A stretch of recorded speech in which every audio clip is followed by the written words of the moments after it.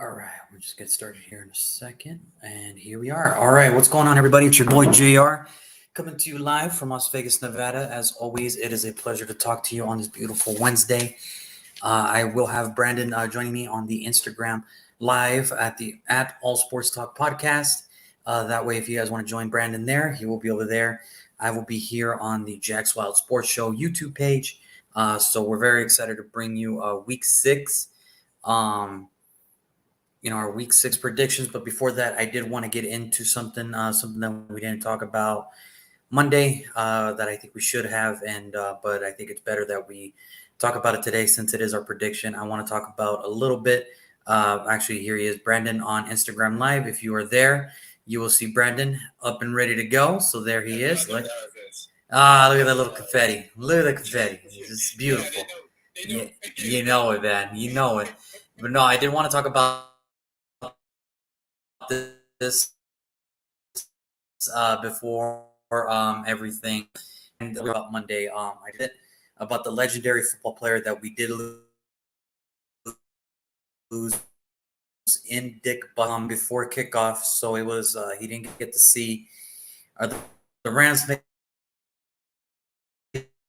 making it to the playoffs. I will tell you that a little bit later. It would be no service to him if we didn't talk about him. For the people that don't know who Dick Butkus is, he's the main reason that middle linebackers are so important in today's game. He is the first one. There's very few that you could say trailblazers like Lawrence Taylor, Reggie White. Dick Butkus is up there. Without Dick Butkus, there is no Dan Morgan. There is no Ray Lewis. There is no Luke Kuechly. There is no Brian Urlacher. There is no Demario Davis. There is no C.J. Mosley. There is no Bobby Wagner. There is, and I'm sure I'm missing a lot more. There is no Patrick Willis. There is no Navarro Bowman. Dick Butkus is the reason why middle linebackers are so important and still important to this day. Even though the game has evolved since his time, middle linebackers are still important. That's why when you look at guys like Fred Warner, a lot of these guys that I just mentioned, it's all thanks to Dick Butkus. And we lost one of the greatest trailblazers in NFL history. And it's a shame. It sucks.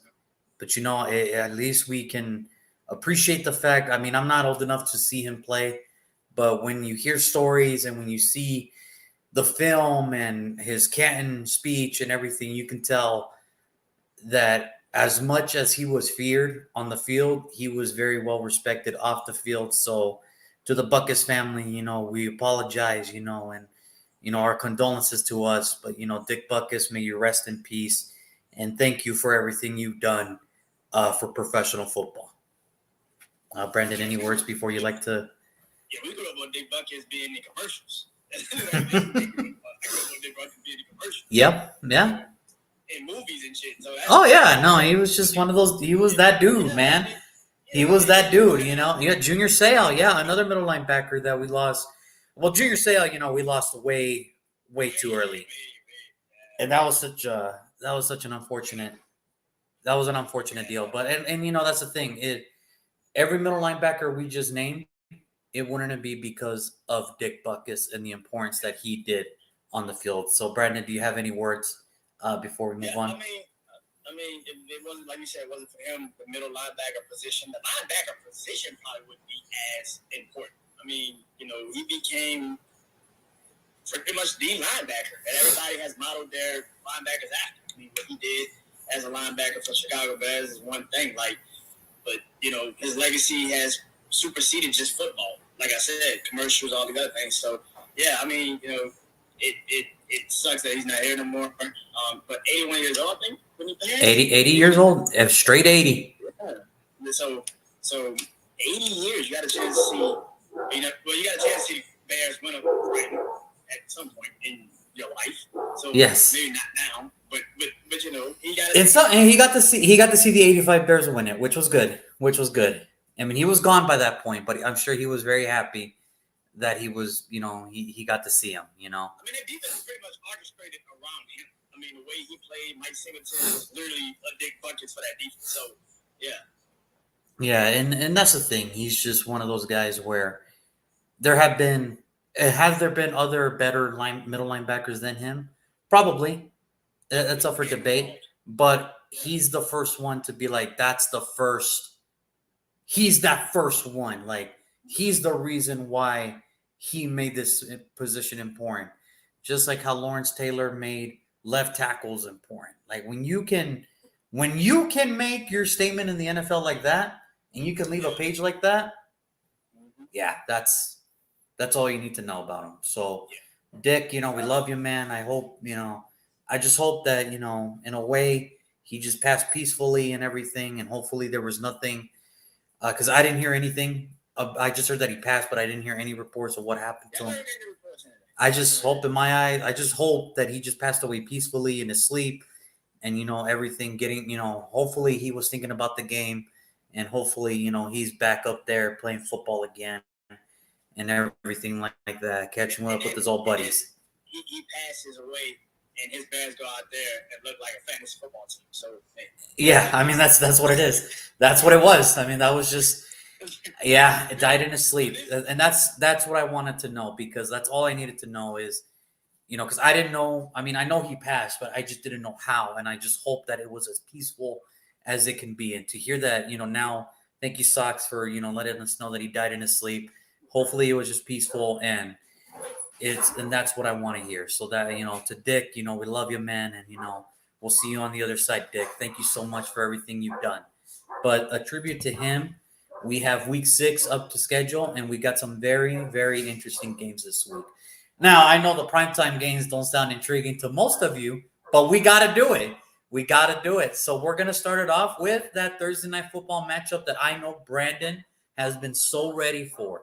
It is the Denver Broncos taking on the Kansas City Chiefs. Now, if you think the Denver Broncos could not have gone any lower, man, they just keep – I always say this every week. There's no way that this is going to get worse for Denver. And every week, it just keeps getting worse and worse and worse. I'm just like, dude, stop, bro. Here we go, Brandon. How about those Dolphins? Yeah. Don't worry, Sox. I believed in them. That's why I had them first in my division prediction. I had them first. Remember, Sox, I believed in them. I don't know about Brandon, but I believed in them. I also believed in them. I also believe. But on the flip side of that, I also believe the Cowboys can win the division. But that's a far freaking cry. From what I saw, that's a far freaking stretch. Oh, man. Oh, boy. But no, it's a division game on Thursday Night Football. It's the Chiefs Broncos. Obviously, we know the story. The Chiefs have injuries starting to pile up, especially with their main offensive weapon in Travis Kelce. I was thinking the worst when he fell in that game, because I'm thinking, oh my God, he rehurt it. How long is he going to be out? But yeah, there was a little part of me that was starting to get worried, bro. That was just a little part of me, but he's okay. I think he's going to be good to go tomorrow. He's still up in the air. The Broncos, on the other hand, if you think losing 70 points was bad, now imagine you try to come back and win the game, and you accidentally lose the football or try to throw the football, and you accidentally throw it backwards, where the corner could just pick it up and run it in for the end zone. And then, Brandon, I know you've seen this video because you sent it to me and we've seen it live. Sean Payne is yelling at Russell Wilson. He's telling him something, and Russell Wilson just says something in a quiet manner and walks away. Brandon, you had the Chiefs winning this one, right? Even with all the injuries, you still have the Chiefs winning this one, right? I got Denver. Of course you do. Why wouldn't you? Yes. I think Isaiah Pacheco is going to run crazy on Denver. Their defense sucks. Aha. They are terrible. Yes. But when they need to throw the ball, I saw last year, I know you saw last year, Patrick Surtain picked Patrick Mahomes off twice. Yeah, that's Patrick Surtain, though. Listen, I loved how the reports out of I love how the reports out of Denver came out. We're willing to trade anybody but Patrick Surtain. Yeah, I can imagine why. I can understand that. Listen. Patrick Surtain was not on my wish list. If you were the Denver, I can understand why Patrick Surtain is not on the trading block. But I got Denver. I think Denver's offense can at least move the ball. Like that defense the defense sucks. That is true. Oh. That offense though is not the problem. And I think that as much as we want to say that offense sucks, it's actually not the problem. I just think that they are putting themselves into a position where they can't win these games early. They have to come back. Even in the Chicago game, you were down 28-3. It's not like you were in the game the whole fucking game. You had to come back in the fourth quarter and win. So they've been in these games. It's just you gotta early take advantage of what you have. And right now, to me, Kansas City's offense cannot separate. I don't give a shit what people want to say. They got Patrick Mahomes. I don't give a fuck. It's pretty rough. Patrick Yeah. Mahomes. That's not good, bro. Like, your receivers cannot fucking separate. That is not a good thing at all. Like, I don't know why people keep screaming. They got Patrick Mahomes. They got Andy Reid. They had Patrick Mahomes and Andy Reid last fucking year. The receivers can at least get the fuck. Jerry Jeudy, like Juju Smith-Schuster, right? Last year was faster than Kadarius Toney.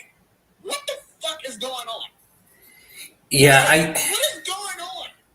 And see, I'm glad you brought this up because the Denver. Listen, I'm used to growing up where I kept hearing about the Orange Crush, the Denver defense. It's always been the Orange Crush. This year, it has been the Orange Slush. It is a slushy, man. It is softer than orange slushy out of 7-Eleven, bro. It is softer than hell, man. And I will say this though: what's lost in this Denver team? Russell Wilson's not playing bad.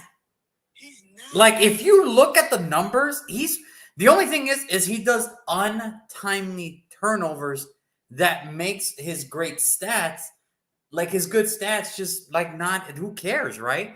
But Russell Wilson, I don't think Russell Wilson is the problem.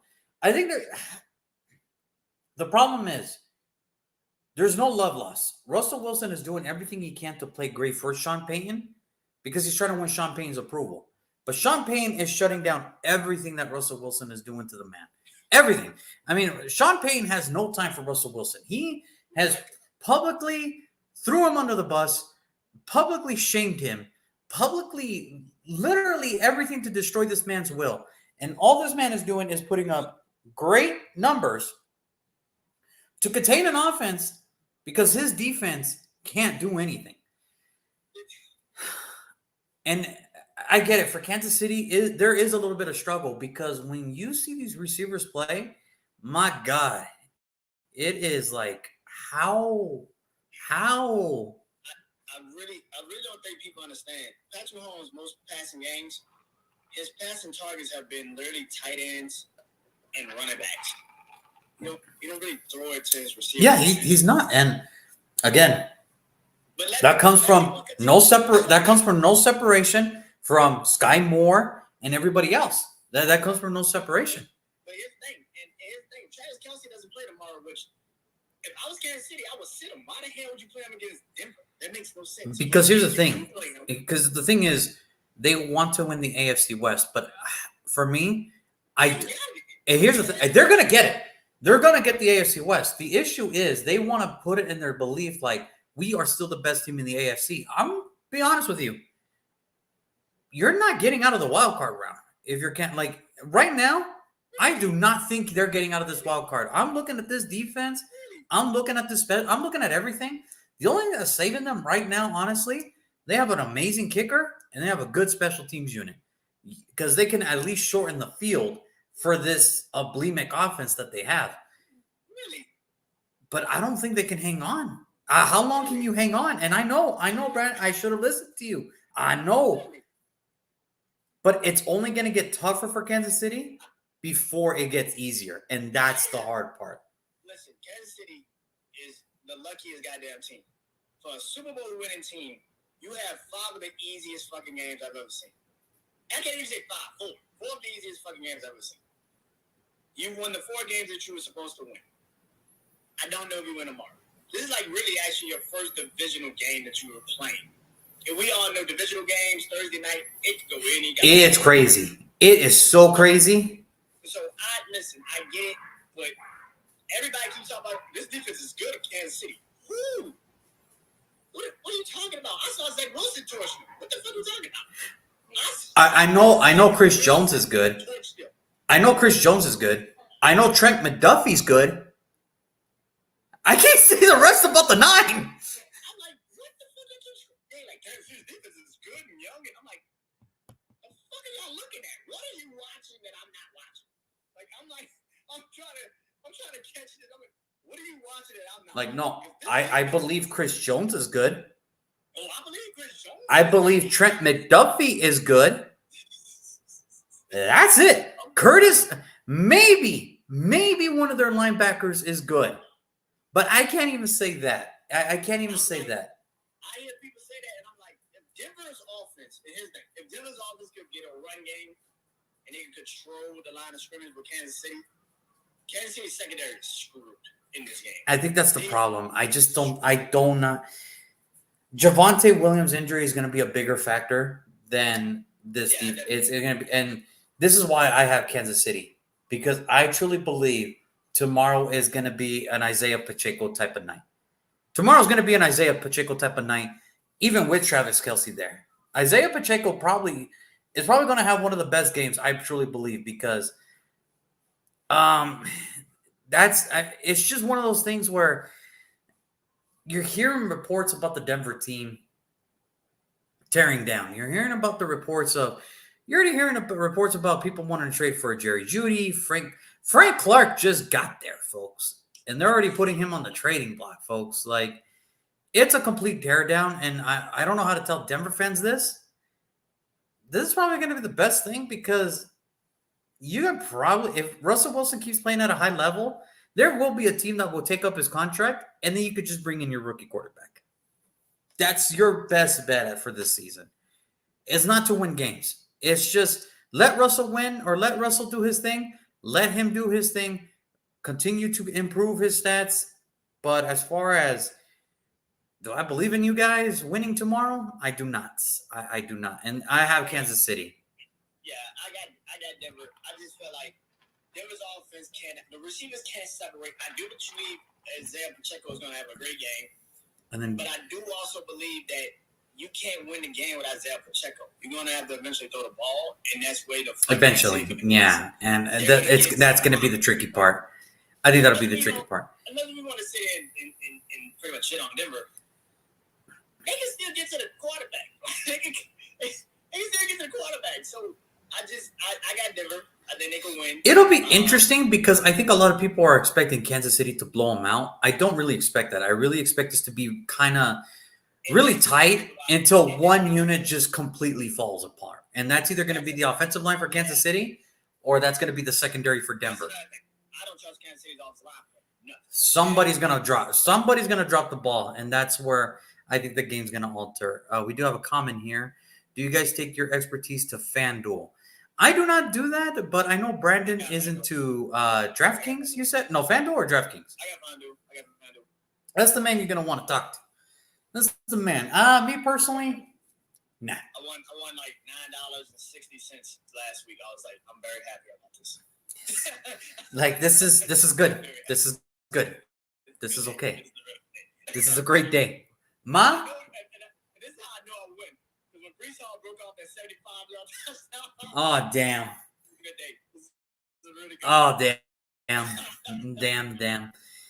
Next up, we have the Ravens taking on the Titans. The Ravens have to be sick on how they lost the game on Sunday, especially in the fourth quarter.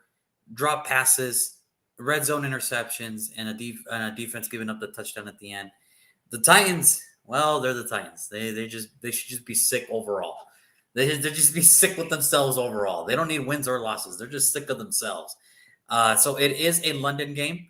So, Brandon, it is your turn. Who do you have? Do you have the Titans or the Ravens in this one? Oh, God. I cannot imagine Baltimore losing 2 straight games in that bad of a fashion. So I'm going Baltimore. But it is a London game. So it's not like... It's a weird-ass game. It's super weird freaking game. You remember back in the day that Lamar Jackson had to get over this Tennessee hump? Remember that? I remember that. Yeah, it feels like such long ago, but really, it was just 3 years ago. It was literally just 3 years ago. Like, It's so long ago. Now it's like, oh, yeah, listen, Lamar Jackson. It's the Tennessee Titans. They're gonna win. And I kind of feel that way. Like, listen, last week was a complete and utter fuck up. I don't know how you lose a game like yeah, that was bad. Offense of Pittsburgh, I have no clue. But you know what Tennessee is good at. It's very simple. Running the damn ball. And if you stop it, you probably win the game. Yeah, I'm pretty sure Baltimore will stop it, and they're going to probably win the game. So I got Baltimore. With London games, there's really nothing other than who has the better depth, honestly. And honestly, the Ravens just have the better depth. I think they're sick to their stomachs because had they won the game last Sunday, they would have been 4-1 and they would have been in a comfortable lead in the AFC North. Now it's just really tight, and now it has to get to the bitter end. But I think they have enough to handle the Titans even across the pond. So I'm going to go with the Baltimore Ravens on this one. Next up. They won last week. Oh, yeah. It was kind of like a ugh. That's a done deal. Next up, we have the Washington Commanders taking on the Atlanta Falcons. The Falcons taking one away from Houston and Washington. Well, hey, what are you going to do? What are you going to do? It was just one of those nights. You know, if you started DJ Moore on your fantasy team, you know, it was a good night. It was a good night. You know, that's all I can say. It was just a very good night. It was amazing. It was amazing, bro. I needed that one, man. Jeez, man. I needed that one. But look, obviously Washington is still... Now, here's a crazy thing. Chase Young is actually healthy, and he looks like his rookie self again. So it's not I'm worried about the defense. I'm not worried about Sam Howell. I'm not worried about Logan Thomas. I'm not worried about the running backs. I'm not worried about the wide receivers. I'm just worried about one unit on that Washington team, and that's the offensive line. Do you know they're on pace to break the NFL record for most offensive or sacks allowed from offensive line unit? They're on that pace. We're talking David Carr, Joe Burrow pace. That is, you do not, as a unit, you do not want to be up there, because at that point, we can all say, hey, they might draft a rookie, but it can't be worse than this freaking guy. You know, that's the type of territory you're heading into. So, Brandon, who do you got, man? Do you have the Atlanta Falcons or do you have the Washington Commanders? Oh, guys, as much as it pains my heart to say it, I got Atlanta. I got Atlanta. It pains my heart. You know, I picked Washington this season getting to the playoffs, and I picked Atlanta to be pretty much terrible. And it just went, phew. It's just paining my heart to say it. Oh, yeah. You said Washington defense is pretty good. I don't believe that shit at all. I think they're actually terrible. I think they're very Well, I mean, here's the thing. When your offense keeps going 3-and-out, you're going to give up a lot of points. Here's the thing. Going 3-and-out is one thing. You still can stop these motherfuckers. That's true. That is true. DJ Moore had a career game and a half last week. Career game. That game literally put him 250 yards receiving. Something that Chicago Bears haven't seen in a long freaking time. We had jokes when Joe Burrow threw for like 1,000 yards against Baltimore. DJ Moore had like 250 yards, 300 yards on Washington. Do you understand that if he played him 3 more times in the same thing, he would have 1,000 yards receiving in 4 freaking games against the that's bad. But he's like, I don't think Atlanta's great. I think Desmond Ridder is really not that good of a quarterback. I'm shocked Houston actually let him go down the field and score. That's a whole nother conversation.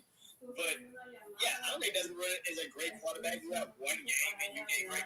Congratulations. CJ Stroud still drove the ball down the field and scored on your ass. Doesn't really change anything. But Bijan Robinson is a beast, and I'm a little afraid for him because I think he might be really, really, really fucking good. He might be really, really, really fucking good. Yeah, but now here's the problem. You guys hated me when I said Bijan Robinson to Philly. No, Philly was just wrong. Okay, that's just disrespectful as hell. Like, fine, we'll take Jalen Carter instead. Oh man. Yeah, it's even worse. Like, oh man. offense still sucks. When a rookie Sam Laporta has more touchdowns in 5 games than you've had your entire career, we can hang this shit up. He's not good. We can finally hang this shit up. He's not good. What have I always told you, Brandon? Drafting a tight end in the regular draft. What have I always tell you? Tight ends do not work out in the top 10. You get them later. Get them later. That was a terrible fucking pick. I don't know if Atlanta realized that. That was a really bad pick. Especially when you had Jamar fucking Chase on the board. It was drafted literally the next fucking pick. The next pick, my man. The next one. Next fucking pick was Jamar Chase. How do you not? What were you thinking?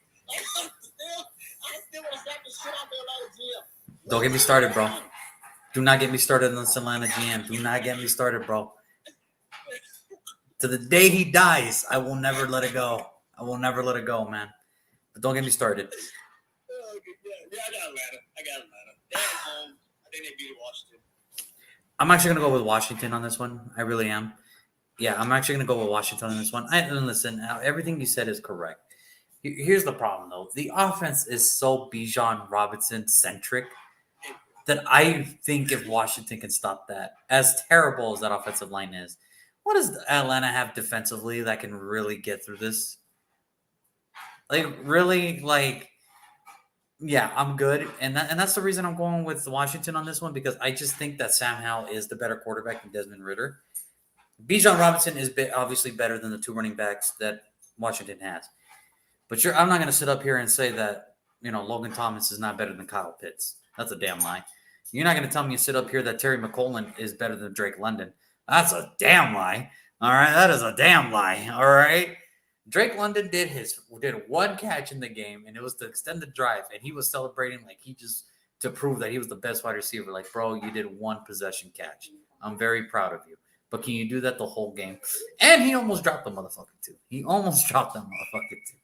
So, yeah, I'm going to go with Washington in this one only because of the fact that I just think their unit players are just a little bit better than Atlanta. So, there it is.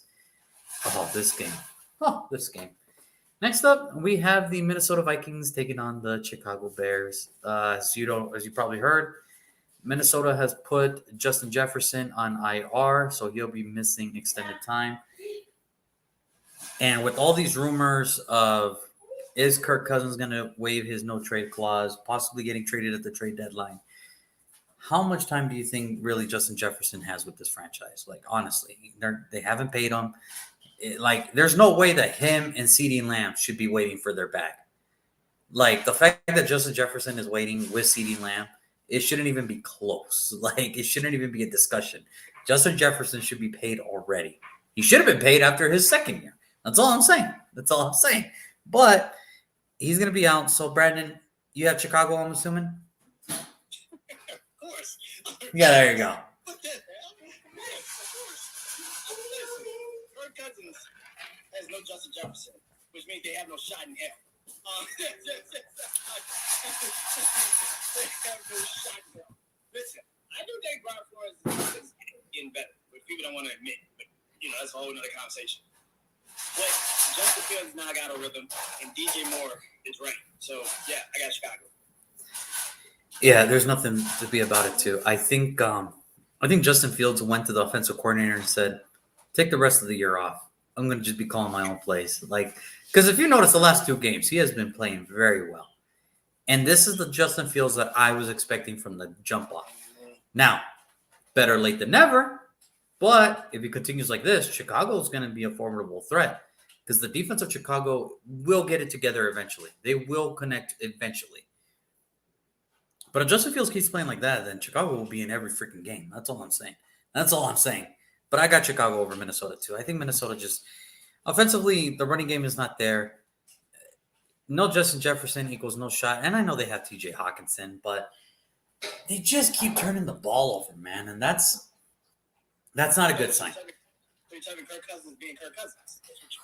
And that's two. And then you also have TJ Hawkinson and Jordan Addison fumbling the football. Alexander Madison. I was just like, dude, just hold on to the ball. You guys are not scoring enough points to do this. You're not good enough offensively to keep turning the ball over. You're not that good, bro. That's why I got Chicago over Minnesota. I think Chicago's going to be on the right track here, or at least they should be. They should be. Next up, we have the Seattle Seahawks taking on the Cincinnati Bengals. The Bengals coming up with a big victory over the Arizona Cardinals, even though the Arizona Cardinals did not want to quit, which is kudos to them. And the Seahawks are the second best team in the NFC West, like I predicted they would be. But here we go. Brandon, what do you got? Do you have Cincinnati or Seattle? I had Seattle being the best team in the NFC West, but hey, things happen. I got Seattle. Yeah, I love Cincinnati, but until I see consistency the entire fucking game and every game, I'm not. That was one game. We played Arizona, and Arizona's Arizona. Like, nobody fucking thought you was gonna lose to Arizona. I'm pretty sure of that. I'm pretty sure nobody. Well, unless you're Dallas. Unless you're Dallas, then. Well, yeah, but I expect Seattle to win this game. They got a bye week, which means Kenneth Walker got another week to rest. Geno Smith got another week, and again, until I see, I'm like anticipating that matchup though. The Seattle Seahawks secondary versus the Cincinnati Bengals receivers.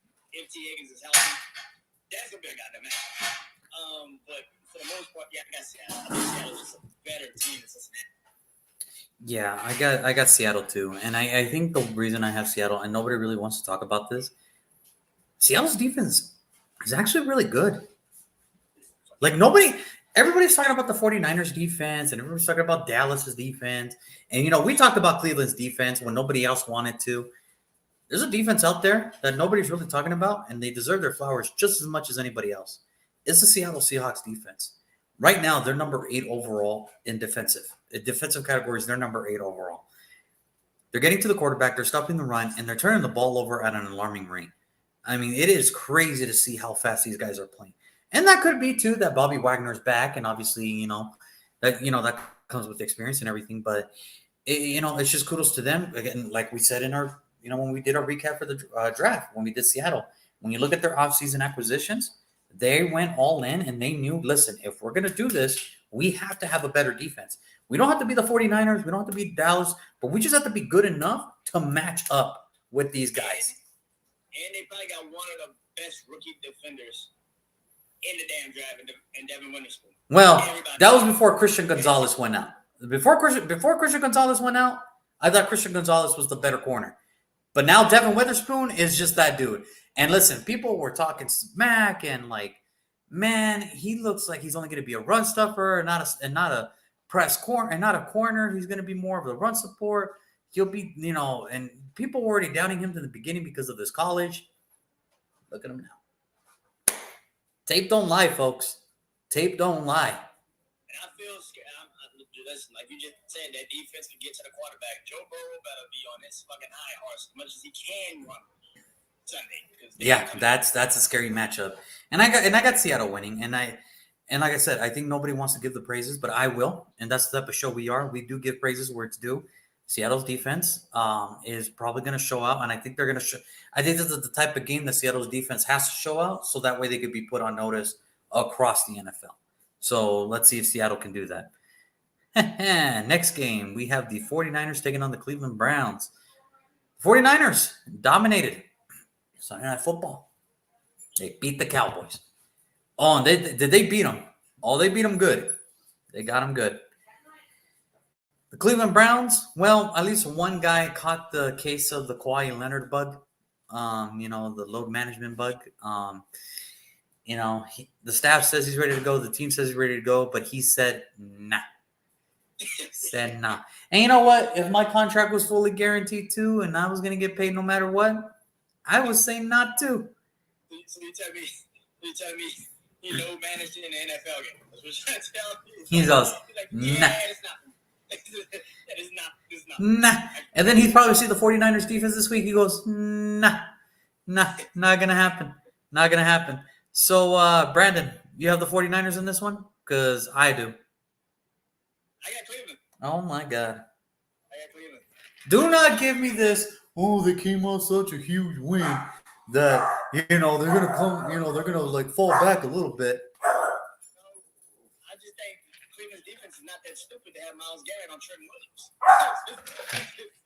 I'm just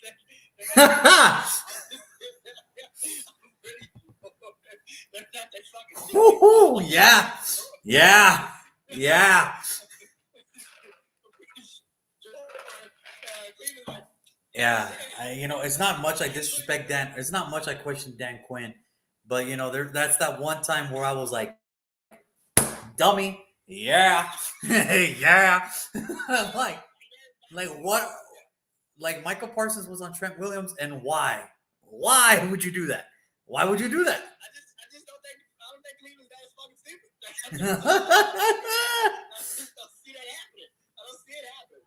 So if that is the case, I got Cleveland. I think Cleveland, plus on top of that, the way you lost last game, getting absolutely beat the hell out by Baltimore, 28-3. You never had a chance. Yeah, I think that is going to play a factor. And again, no matter what people want to say, Brock Purdy is not that fucking good. Like, I'm sorry. I'm fucking sorry. You have literally a lineup of every fucking game. It's not that fucking hard. It's not. Put Brock Purdy in New York with the Giants and the Jets. He is shitting the bed. I don't care. Well, let's be fair. Anybody would be shitting the bed with the Giants or the freaking Jets. Put him in Houston with no offensive line, barely a running game. Put him in Houston. You think he winning? No, he can't. He can't do what CJ Stroud's doing. No, CJ Stroud was meant to help Houston. Like, that was God given. Oh, and by the way, your boy from that team just scored his first goal in the NHL. Yeah. I was watching the. Well, no, he got an assist last night. And I was watching. I watched the opening drop of hockey, and it was the Penguins versus the Blackhawks. And as a Ducks fan, I'm sitting here like, oh, look, about 15 years ago, we had a shot to get Sidney Crosby, and we ended up with number 2. Fast forward to 2023, and the same shit happens here. Listen, my 2 teams are the Blackhawks and the Penguins. And they played last night. I was pretty damn happy. I was pretty damn happy. I got to see the kid, Connor. I was like, yeah, this works. Whatever, man. I don't want to hear it. Whatever, man. Yeah, whatever, man. I don't want to hear it. But I think Cleveland wins this game because I just feel like eventually that offense is going to have to go through Brock Purdy, and I don't think he got it. I just don't think he got it. Now, here's the thing. I do believe in you, though. I do believe in the Browns defense. Take away the Baltimore game. Jim Schwartz deserves a lot of credit for what Cleveland is doing. And I think, unfortunately for me, they get to watch tape on San Francisco. So everything San Francisco did that Dallas game, that shit ain't happening in the Cleveland game. Yeah, I just, the thing is for me, really what it comes down to, it's the quarterback position. They really don't have a good backup. They don't. Deshaun Watson, the reason Deshaun Watson came here is to make sure that the offense stayed afloat while the defense did their thing. If he's not playing, I have no faith in Cleveland. Give me the 49ers on this one. Deshaun Watson, it's like this. It's like, we joke about it, when Calvin Johnson went out for Detroit. He really is a touchdown difference for the Lions. Justin Jefferson is a touchdown difference. Deshaun Watson is a touchdown difference for Cleveland. So I that's why I do have to go for the 49ers. I think he plays this week because you had a bye and you because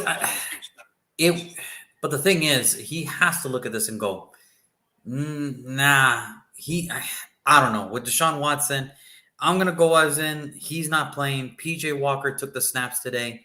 I'm going in as Deshaun Watson's not playing this weekend. So I'm going to go with, even if he was, and I'll be real, even if he was playing 100% healthy, I will still go with the 49ers because I just think I think the 49ers are just that talented. I just think they're that good.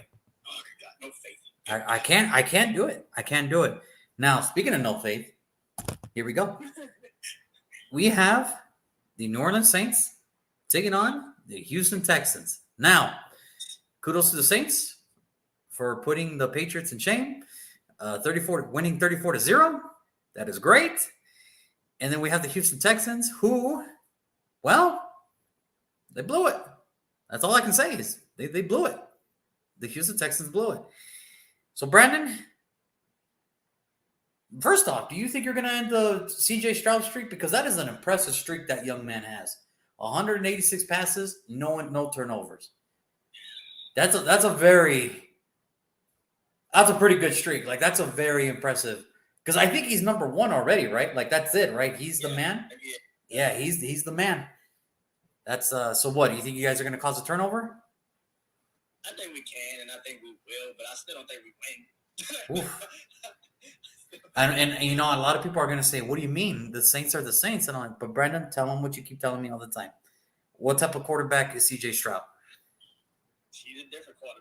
He's a different type of cat, man. I'm telling you. Different, man. Listen, I'm gonna be that Sunday. Literally going to the game. I think I'm in the away, the visitors touch like end zone. So I'm gonna be pretty much watching the Saints. Pretty much. I'm gonna be at the game. I don't know if I'm like happy or sad. I don't know what feeling I'm gonna feel tomorrow. Like I have no idea what I'm gonna feel Sunday. I have no clue. Because I actually want CJ Stroud to succeed. But it's the fucking Saints, and I know they can lose this game because CJ Stroud can fucking run. So it's so fucking nerve wracking. I'm not even lying. And then literally the next week, next Thursday night, we play the Jaguars. I'm like, we gotta get one of these fucking games. I cannot lose to CJ Stroud and then lose to Trevor fucking Lawrence. That just cannot happen. But I don't think we get this one. I think Houston, coming off the game they had, they should have won, but their defense just let them down. I don't see that shit happening twice in 2 weeks with D'Amico Ryans. Will Anderson is alive and well. Last time I checked, I think he's healthy. I think he can play. I think he will play. He's good. If He's that's good. the case, good fucking luck to our offensive line. Them sons of bitches still can't block. What's going on? I don't know what's up with this. I do believe with Alvin Kamara back, that offense has been better. Whatever the fuck that means. Like, I guess. Like, it's better, whatever that means. We don't know what Jawan Johnson, we don't know what all these other guys got. I just feel like that offense did not get fixed last week. I don't know why people thought that was fixed. Like, that offense is not fixed. That shit was just Patriots sucked. Which I knew they're going to suck. Like, I literally said last week, Mac Jones is a fucking statue. We're going to probably win that game. I said it last week. Pretty sure. So CJ Stroud is not up there as a statue. He can actually move. I got Houston. I think Houston is just a better fucking team. I really do. No offense to the Saints. I just don't trust the fucking Saints. I don't trust the defense. Once a quarterback starts to move, and I damn sure don't trust Derek Carr when it's time to make a move. It just doesn't. That's a little hard. Doesn't fit. I get you. Doesn't fit. I'm gonna go with the Saints in this one, only because I think the Saints. Yeah. I think the Saints defense is just more technically sound than Houston. Houston will get there. Let's just cut the bull crap. Houston will get there eventually. They will get technically sound as time goes on. The Saints are there already. And I think that's going to be the difference maker between a young, unexperienced team like the Houston Texans and a defensive unit that knows what it takes to win. And honestly, that's why I have the Saints winning this one. It's just, it would just be too much for, it would be a bad beat because the thing is, the Saints have to catch up to, not that they have to catch up to Tampa Bay because they're leading that far, but the fact is now they have to keep pace because of the loss to Tampa. And that's why I think the Saints are going to beat over Texans this week. It's going to be tough. I'm not saying it's easy, but it will. I think the Saints can pull it off. Yeah, I'm so goddamn nervous for this goddamn game. I go Sunday, I'm like, we going to tailgate and everything. I'm like, yeah, this shit is so nerve-wracking. That is so nerve-wracking. I am so fucking nervous. Drink a couple beers. You'll forget all about it before then. I'm so fucking nervous. That's what I did. I was drinking my final sip of my beer when Amik Robinson intercepted that end zone touchdown. I was just like, oh, I didn't know. And I was like, oh, yeah, we won. Hey, oh. That's what's up. Hey, do we have any more of these? Hey, we got any more of these? No, you guys are closed? That's cool. Yeah. Like, yeah. Now, I can't believe I'm going to be saying this. I cannot believe I'm saying this. This game is going to determine who gets sole possession of the AFC South. It is the Jacksonville Jaguars in the Indianapolis Colts. Listen, the Jaguars should be running away with this division, but the Indianapolis Colts do not die, apparently. They do not die. Now, we do know this. Anthony Richardson is going to be out for some majority of time because in such a short amount of time, he has already suffered through some injuries that people go through in a year-to-year basis. This man got it in one fucking year. Okay, this man has suffered through concussion. This man has suffered through a concussion, AC joint sprain, and a stinger in his neck or something. I'm just like, what the hell, bro? Like, it's rough, man. And you know, he's a tough kid, and I know he means well, but I really hope he. Well, I hope the coaching staff teach him, hey, you got to learn how to protect yourself first, man. Like you can't. You're young. He wants to play that superhero mode, but the problem is, I'm sure after some of these shots, he realizes, I don't think I could do this. I don't think I could do this every week. So hopefully, he learned from it. Yeah. Which means Gardner Minshew's in, and now Trevor Lawrence, you know, and the Jacksonville Jaguars and Doug Peterson, after winning in London, they're finally back to their second home, you know, which is called Jacksonville. You know, they're back in their second home, you know, in Jacksonville, and you know, hey, we'll see how this goes. So, Brandon, who do you think takes sole possession of the AFC South, the Colts or the Jaguars? I think the Jaguars. I think the Jags. I sound so depressed when I said that shit because I am. Because I am, he says. Because I am. Yeah, I think the Jags win this game. They're at home, and the Colts against the Jags in Jacksonville. You might as well just say Jags got the shit in the bag. It's just like. I mean, what's the running joke now? Like the Colts can't beat the Jags in Jacksonville. And then on top of that, now you lose Anthony Richardson on top of it. It's like, Gardner Minshew got you a game in Baltimore when it was raining. I'm not. I don't think it's going to be raining in Jacksonville this week, so we'll see. I don't think raining in Jacksonville this week, so I got Jags. Yeah, I got the Jags too. It's not even. I just think if Anthony Richardson was playing, I think it would be a little bit more favorable for the Colts. I think it would have been more favorable for the Colts, but I think the Jags being back at home. Obviously, we know the joke that the Colts can't win, and that's probably what's going to happen again. Is it's just like you said, Gardner Minshew got you a game for relief in Baltimore, and then got you the relief last week, but that's still not going to be. That's not enough. Gardner Minshew is a good quarterback if your starter goes down and you want him to finish the game. He is not good enough to start 16 games in the NFL or 17 games in the NFL, if that makes sense. It's just not. Not saying that Trevor Lawrence is either, but hey, he's got a little bit more of a better unit, offensively weapons than. I was wondering which one of us was going to shoot the shot first. I was wondering. But I got the Jags too. It's just and plus Doug Peterson has to be licking his chops now, knowing that Anthony Richardson is down and he knows how to handle Gardner Minshew, because lo and behold, he's had him before, so he knows his limits. So hey, here we go.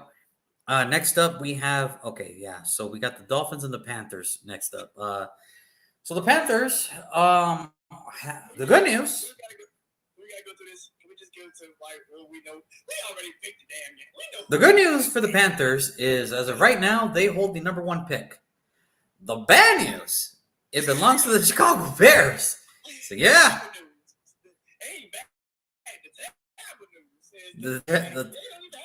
So the good news is, like, yes, you have the number one pick. The worser news is that it belongs to Chicago. So how fucked up is that? How bad can you be when you had the number one pick last year? You traded it. Oh, you traded up for it. You have the number one pick this fucking year. It's the fucking problem. What is going on? I don't even know what to say at this point. I really don't. But that's bad. And then the Dolphins, who are leading the way in the division little by little, as it's starting to creep up. Because obviously we know where the Patriots are heading. We know where the Jets are kind of heading. And the Bills, they kind of showed us who they are in a sense. So it's not a big secret anymore. So Brandon, you have the Dolphins in this one, I'm assuming? No, I got the Dolphins. Okay, I was going to say, you got to be shitting. I think the Dolphins should have beat the hell out of the Giants last week. Hopefully they do exactly what I thought they would do last week. The only moral victory for Carolina would be if they do not score more than 70, then at least you could look at Denver, the Denver franchise, and just be like, yo. I'll be honest. I don't think any team is going to let them score 50 fucking points. I'd rather call it the fucking game before they get to that point. I think that's one of the announcers said too during the like, is there a mercy rule? There should be. You start looking at the ref like, hey man, listen, you see we ain't got a chance to have call this shit. What are you doing? Like, you know, look, man, we're down by 50. The fourth quarter is about to start. You really think we could bust 7 touchdowns in one? We could barely get 3 in 3 quarters. So, come on, just call it. I don't think anybody's gonna let a team score 70 on them after we've seen it now. Like, yeah, that's like the ultimate. Like, you let somebody drop 70 on you, like it's one thing where, like, you know, when I've seen teams drop 50 and it's like, oh man, that's just a terrible day. When you drop 70, that's just like, dude, were you guys even trying at that point? Like, were you guys even trying? Put this shit to perspective. Oregon football, college football, scored like 81 points in this season already against Portland State. Like Portland State, they scored 81 points. No, 91. 91 points against Portland State. That's like a FCS school. You are professional football players. You let these dudes score 70 fucking points. You can't let that down. I don't give a fuck what happens the rest of the year. You're the team that let them score 70 fucking points. That is the rest of your time. And I can't wait till draft season because what does Denver need? Everything. Every freaking thing. Like everything. Yeah, I got the Dolphins too. The only moral victory for Carolina would be if they do not drop 70 points on them. You're good to go. You're good to go. So I got the Dolphins on them. I don't think anybody's gonna let 70 points. That shit is added. I've seen my team get blown out. I've seen them lose like 52-3, 46-9, 70? 70? That's like a whole new low. Like you can't even show up to. You better call in sick that whole week and then just be like, yeah, I'm out. I wonder when they go like Patrick Surtain gets like inducted into the Hall of Fame, and he's like, I remember one game we played Miami Dolphins, we let 70 points on us. I think he had completely just blanked that shit the fuck out the Hall of Fame speech. I don't think you can talk about it. That doesn't even get talked. No, because that is like, well, because now the Dolphins have the 72 season, all right, when they went perfect, because they like to brag about it every year. And then now they have, remember the time we dropped 70 points on Denver? Like, come on, man. Like, that's never going to go away. That's going to be living as long as when I'm gone, you're gone, my great-grandchildren are gone. That story is going to be told forever. Like, forever. We're going to be telling our kids, there was a time in a football game, somebody got 70 points dropped on. Actual football game. Like, not Madden. On rookie. You can look it up on YouTube. Actual football game. And it wasn't on Madden, on rookie. It was a real professional football game. Grown-ass men was on that field. Everybody got it that day. Everybody. Oh, man. Yeah, I got the Dolphins in this one. Not even close. Next up, we have the New England Patriots taking on the Las Vegas Raiders. The New England Patriots back-to-back weeks. Just, Brandon, what is the word I'm looking for when I'm trying to describe the New England Patriots offense? What's the word I'm trying to look for here? Garbage. Non-existent. Let's be nice about this. Non-existent. Trash can. Okay. Man. Dumpster fire. Which one? I'm going to go with non-existent these last 2 weeks. What is it? 69-3 has been the score of the last 2 games. So that means the New England Patriots have scored 1.5 points. They can't even get a full safety. They're missing half of a point for a safety. And that's how much they scored these last 2 weeks. And they still, and there's one thing these two teams have in common. Both of these offenses have not scored over 20 points this freaking year. While the Raiders got a sort of good feeling win on Monday Night Football. It was a very weird game. I was there live. It was very weird. I don't know how to react because I'm like, man, because I'm thinking like, okay, Thursday was just a bad day. Let's see what happens because I do not think that, obviously the Raiders defense and the Lions defense is not on even the same freaking planet. So let's see how this goes. He threw it straight to my middle linebacker, and I said, wow, the Packers are going to be in for a long freaking night. Wow, this is bad. And without Aaron Jones, that was like the end of it for me. That was like, wow, so he's out too, huh? Well, it happened. The Raiders won on the road in Vegas because there was a lot of Packer fans, man. There was a lot of Packer fans. God damn. That was a lot of green that I did not like.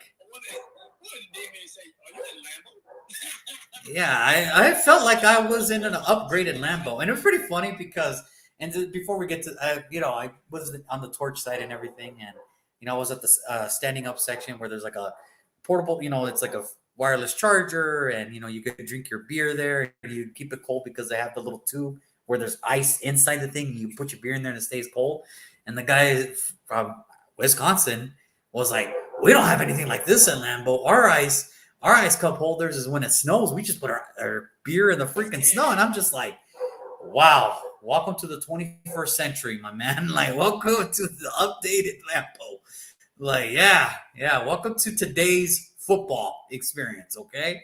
Not like your mom and dad, getting the grill and, starting charcoal with freaking sticks and shit, all right? Like, with sticks and, matches weren't even invented yet, and like, welcome to the real Lambeau, to updated 21st century technology, folks. But it was funny. It was really fun time. But yeah, so this game, I mean, really, two bad offenses, to say the least.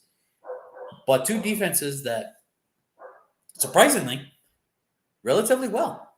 Obviously, we know about Bill Belichick, and I get it. 69-3, 69 points the last two games, but they're still doing their thing, even without Matthew Judon and Christian Gonzalez. And the Raiders, funny stat about them, in the last 6 quarters, they have only given up 16 points. So, Brandon, who do you have in this one? New England or the Raiders? I got the Raiders. The Raiders. Should I say it like that? The Raiders. I got the Raiders. No, you got to say it like Bourbon. Nerd! Yeah!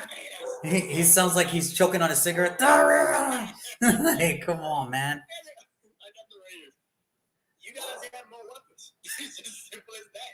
You guys got weapons. Devontae Adams, Hunter Winthrop, Michael Mayer. Yeah, you guys got weapons.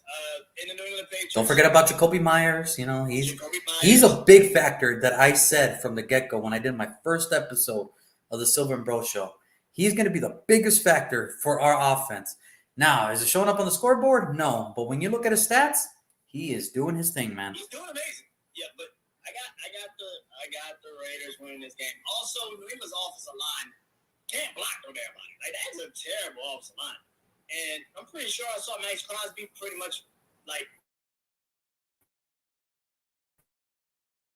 welcome Jordan Love to the NFL a couple times. So yeah, he felt a couple hits. Yeah. I don't expect Mac Jones to want that treatment at all, but he's going to get it. So, yeah, I got the Raiders. Yeah, it's bad. This game is so – oh, my God. This game is so right now. Like, what? This game is going to be – and I'm glad it's at 1 and not a primetime game because, oh, my God. I don't know how this shit's going to go. Surprisingly, I got the Raiders as well this time. I got them this one, too. Look. As bad as we might be, New England's offense is just bad. And they can't find a running game. They can't block. And your quarterback is a statue, like you said. Other than that, the offense is in great shape. And the problem is, for this defense, it's a really great defense. The problem is, the offense keeps turning it over. It keeps causing a pick six. Keep causing turnovers. The defense has to go back out there in less than like a minute. Of course they're going to get tired. Of course, everybody's going to get tired on the defensive side. And for whatever reason, the Raiders defense just decided to finally show up, and it's the year that we have no offense. And it's like, what the hell, bro? What the hell, man? Okay, here's the thing. Y'all have an offense. You just got the wrong fucking person operating. Yes, we do. That's really what it is. You guys got an offense. You got the wrong fucking person operating. That's all. Now, if it was Aiden O'Connell, Jeez. Fucking amazing offense. That shit. Just tell Devontae to just run. Tell Jacoby Myers to just run. Tell Hunter Renfrow just run. Tell Michael Myers just run. Trust me, I have the arm to get the ball there to you guys. Jimmy Garoppolo looks so afraid. Oh, it looks bad. It looks bad, bro. It's bad. Please don't touch me. Yeah, it's bad. It's bad. Now I got the Raiders on this one too. And and here's the crazy thing about it too. I know Daniel Carlson missed a couple kicks. One was blocked and then one. And it's very rare that he has a bad game. It's like rare he has a bad game. I'm going to give him the benefit of the doubt that he doesn't do it again. And I think this is where it's going to be the difference. I think our special teams is going to be able to help our defense give the opposing offense short field for our defense to work with and for our offense to finally get going. And a little nibit, the running game actually started to get going in the second half. So now it's starting to feel, uh-oh. And that's the thing with the Raiders that you saw last year. When the running game was starting to go, the offense was starting to go. And it's like, uh-oh. And that is not good news for New England. They came at the worst time. And I think it's still going to be a close game. But I just think the Raiders should be able to pull this one off in a very close game. Oh, here we go. Lions over. I got the Lions over the Buccaneers. I don't even want to get into this. Look, the Buccaneers might be the first place team in the AFC or in the NFC South. The Lions are just playing on a different freaking planet right now. All right. It's not even just Sam Laporta that you mentioned. It's Jack Campbell. It's Jahmyr Gibbs. It's Brian Branch. It's the rookies that we kind of already knew. Those four rookies are the reason why Detroit has finally taken the next step over. And the fact when you can look at it and be like, you hit, and hit. I don't care what people see. Here's the thing that pisses me off. This is the thing that pisses me off more than anything.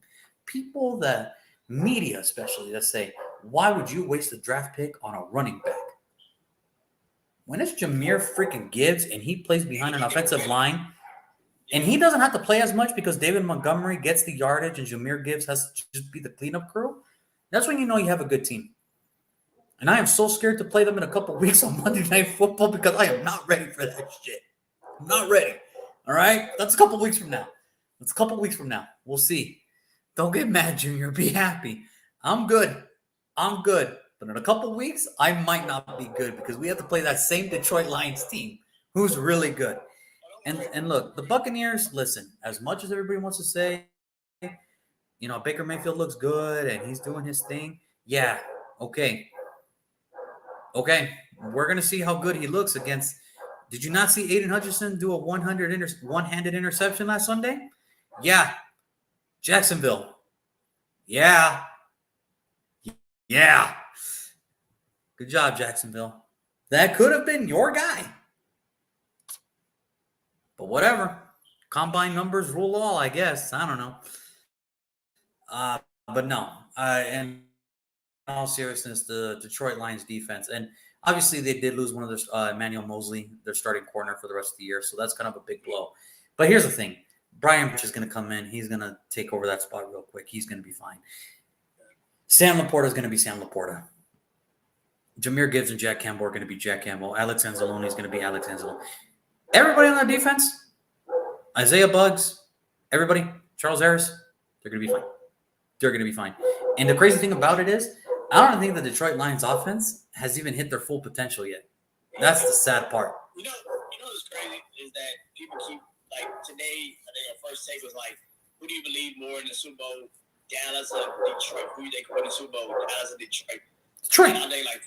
And I think they chose Dallas. And I'm like, hell no. I would pick, right now, I'd pick Detroit. And the problem with the shit is the fact that Dallas has been in those situations, which that don't matter because they've been in those situations and got their ass whooped every fucking time they've been in those situations. Detroit, who, on the other hand, has a better offensive coordinator, clearly, way better defense now, clearly, and a better fucking quarterback. It's just a way better quarterback and a better running game. I have no idea why people would say Dallas still has a chance to win the Super Bowl when we've seen them now play the 49ers and they cannot get past. Here's the crazy thing. I hope both of those teams continue to do what they do, because I would want to see them in a divisional matchup, a Detroit Lions versus the San Francisco 49ers in the playoffs, just to see where Detroit really is at the bar.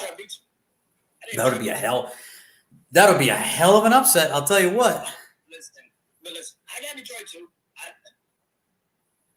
Take out the Saints game for Tampa. Tampa Saints literally just gave that game up. I'm gonna be honest. There's no way in hell I'm telling Derek goddamn Carr with a ACL sprain, go out there and throw the ball down the field on like 3 or 4 plays. Just go out there and throw the ball down the field. Just do it. For what reason? Like, what sense? When you got Alvin fucking Kamara back, why are you doing that? It's crazy. That was. Well, I'll tell you why. It's Pete Carmichael. Pete Carmichael is such a brilliant man. Apparently, I don't know what I'm seeing. Anyway. You know me. Juan, how long have you known me? How long have I been? Oh, a very long time. And Pete Carmichael is not on your. I'm pretty sure Pete Carmichael's not going to get a lot of Christmas cards this year. I'm pretty sure, because you can't take this type. You can't take a Chris Olave, a Alvin Kamara, and Michael Thomas, and these guys, and it's just like, dude, really? This is your offense? You serious? It really is. Just depends on what we do. But I got Detroit too. I just think Tampa Bay. Don't get it confused. They're not that fucking good. Like, don't get it confused. They played Philly, and they showed you. They're more about where they played against Philly, the way they played Philly, than they are against Saints, Chicago, and Minnesota. Like, you played 3 teams that literally just shit the bed. But those 2 teams, Minnesota, Chicago, they don't even have a defense. And the Saints that overdid themselves. They overthought that game. They really just overthought the game, and they overdid it. So I believe you're more what you played with Philly, which is you can't really stop the run. You really can't stop the pass. And Baker Mayfield is still Baker fucking Mayfield. I don't know why people are acting like they're doing some great quarterback. He's still Baker fucking Mayfield. He hasn't played a defense yet. They can really just show you that, except the Eagles. What he's going to see is Sunday. Aiden Hutchinson is alive and well. He's coming. So, good luck. Yeah, I got the Lions too. It's just that I think that defense is going to be too much for that Tampa Bay offensive line. And the crazy thing about it too, the best thing that's going for Detroit, and nobody really wants to talk about it because they never get the respect that they do. That offensive front line for Detroit, it is stupid. It is so stupid. And getting healthy, that is a scary ass thought process. The fact that you can move Penny Sewell from left tackle, right tackle, back to left tackle, back to right tackle. You know what's crazy is the Detroit Lions scored 42 points last week against Carolina. Amon-Ra St. Brown and Jahmyr Gibbs didn't even fucking touch the field because they were injured. Yeah. That's crazy. 42 points. Could you imagine if they did play? Could you imagine if they did play? Well, maybe Carolina would see 70 fucking points. Yeah, it's just Detroit's just too good this year. They really are a good football team, and I'm really. And here's the thing: like we saw from the get go, and it's like, no, I just don't think Dan Campbell's that type of dude. Or like, dude, Dan Campbell is that dude. Dan Campbell is the head coach that Detroit has been waiting for since Jim Caldwell. Well, I'm starting to realize something. I think we might be geniuses here because we've been saying Detroit's going to be the best team in the fucking league for like 2 years. Minus that hiccup against Seattle, trust me, Detroit is that good. Detroit is that team. You want no problems. We've been saying it for like 2 years now. Like, hey, Detroit's coming. Like, pay attention, Detroit's coming. And then they had another amazing draft, and I'm like, yeah, this is it. This is it, guys. This is where we get to feel the wrath of the roar. In no division. Green Bay sucks. Minnesota sucks. Chicago might turn it around, but they still going to be late to the party.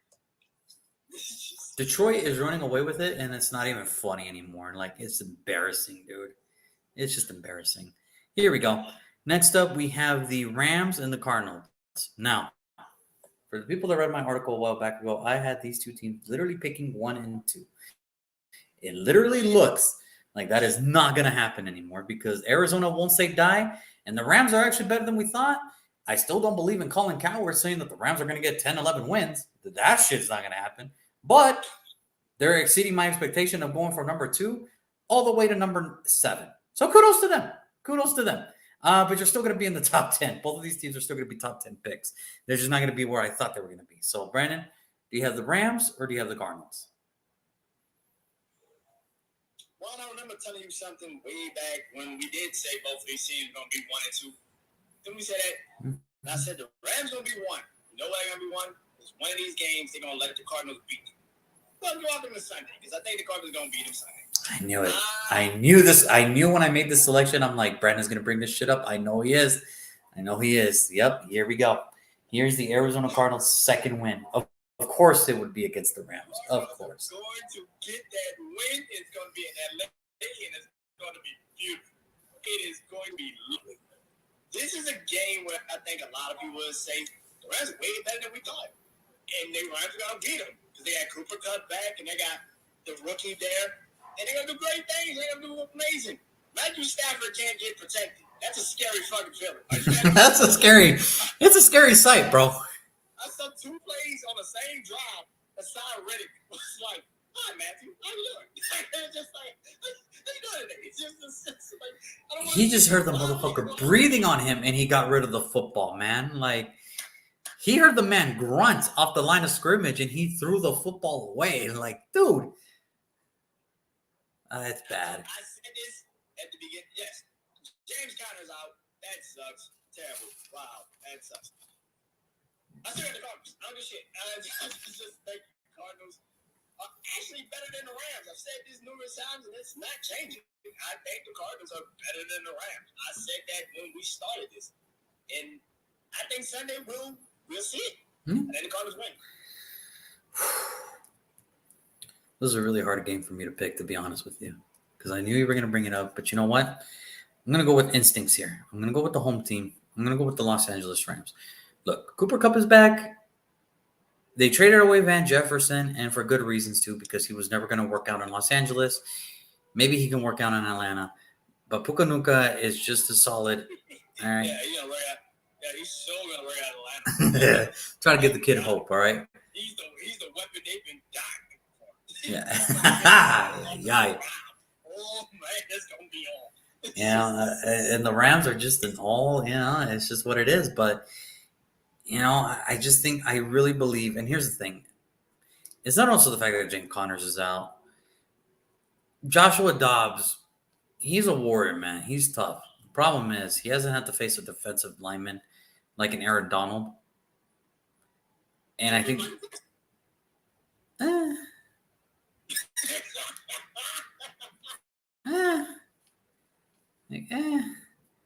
Look, man, the 49ers defense is just different, all right? Like, as a unit, poor Joshua Dobbs, all right? But this is Aaron Donald we're talking about here. This is Aaron Donald that we're talking about here. Aaron Donald, to me, right now, just feels like he has to get something going because... Michael Parsons is so going to talk about that in his podcast. That was so disrespectful to Michael Parsons.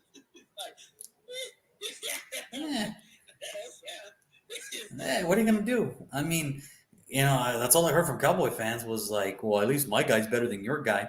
Really? You really going to take Michael Parsons over Max Crosby? Okay. Go ahead. Go ahead, Brandon. You take Michael Parsons over Max Crosby right now. Go ahead. Go ahead, bro. I don't think people realize that. He's not really that good at stopping the fucking run. I don't know if people realize that, but, do you think? Yeah, but it is what it is. Look, and I think Aaron Donald knows. I think he has to know that football is a business, and he knows this. And he knows his time is probably coming to an end in Los Angeles. Not his football career, but probably in Los Angeles. He probably knows it is coming to an end to where, hey, you know what? I'm glad the Rams have a first-round pick, but they need a lot of help. And Aaron Donald, like you mentioned, is the only dude worth a first-rounder. The only one. So, with that being said, I am going to choose the Rams on this one only because I think for Arizona, I think James Conner's a big loss, even though, the history has shown that he's not the most healthiest of running backs. But when he does play, he still does his thing. And the wide receiver room is just still bad for Arizona. Like, don't get it twisted. I know Marquise Brown scored, but that is like a Bigfoot sighting when Marquise Brown scores. Like, you better, save that shit. You better DVR that shit. You better, take a picture of it. That is like Bigfoot sighting, bro. Like, we found Bigfoot, folks. That is like the Loch Ness monster revealing itself. Like it's in a shrine somewhere. This was the time Marquise Brown scored. Like that is like the Loch Ness monster revealing itself. You better take a picture of that shit because damn. Yeah, I got the Rams over this one. All right, now we got 2 games literally where we're just gonna possibly three that we can just literally just go with it.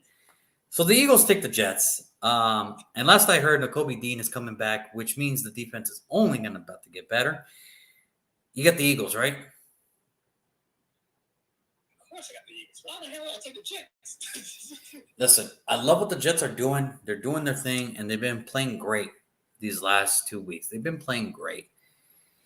But the last 2 defenses you played were Kansas City and Denver.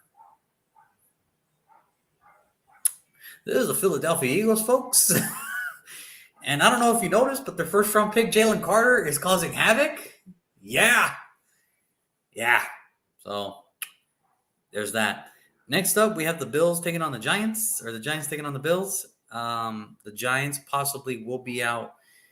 I think they said that Daniel Jones, Andrew Thomas, another offensive lineman, and Saquon Barkley, and Darren Waller are possible game time decisions.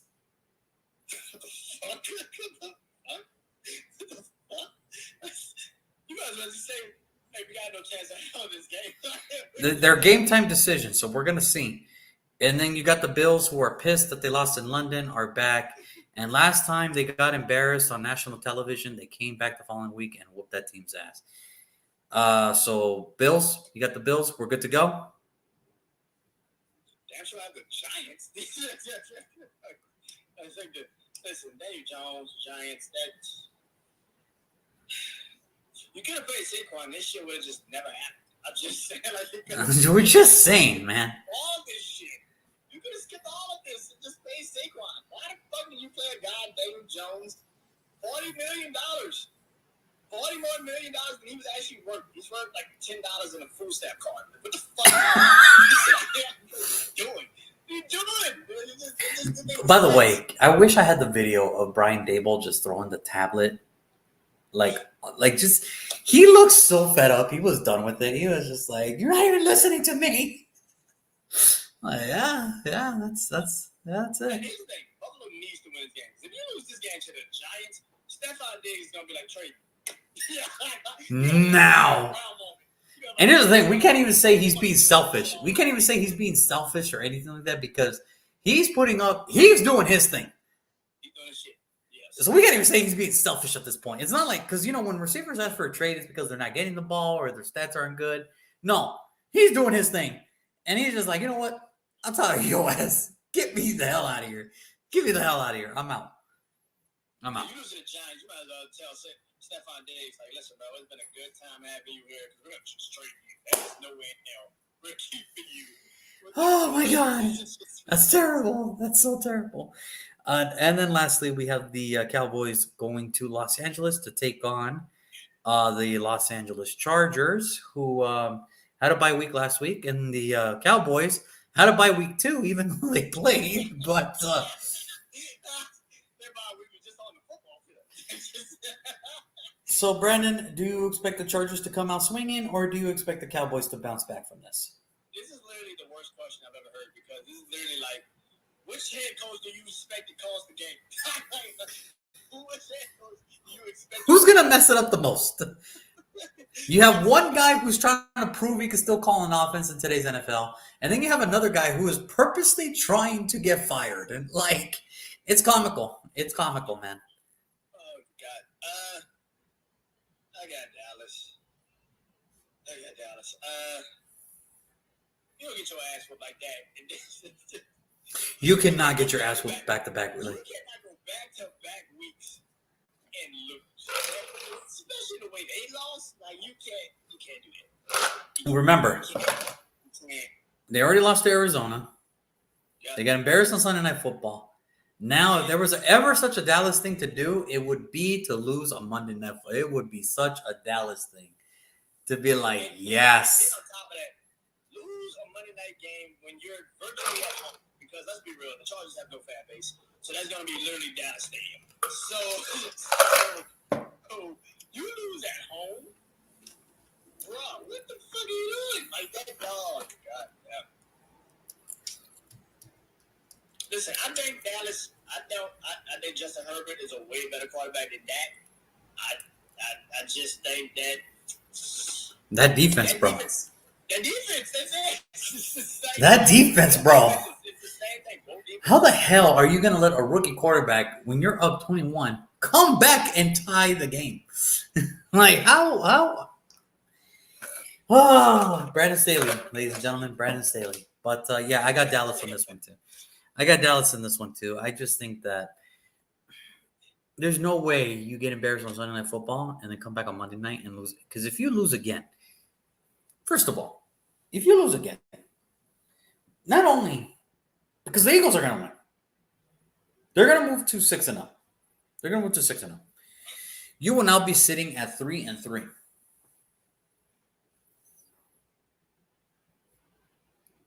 That's not good. That's not good. And not only that, Washington is not that far off from you at that point. So, really, what are we talking about here? Philly don't get tested. Like, Philly don't have a game in sight where it's like, yeah, they can lose that. I don't. They have no game in sight that I'm like, yeah, they should be worried. Not one. And they have the confidence to beat everybody. So, that's tough. That's going to be tough, but we'll see. We'll see. So, we have the Cowboys over the Chargers, hopefully, because if not, Stephen A is about to go off like a mug, man. Oh, Stephen A. Nobody would be more happier than Stephen A. Smith on a Monday night. Nobody would be more happier.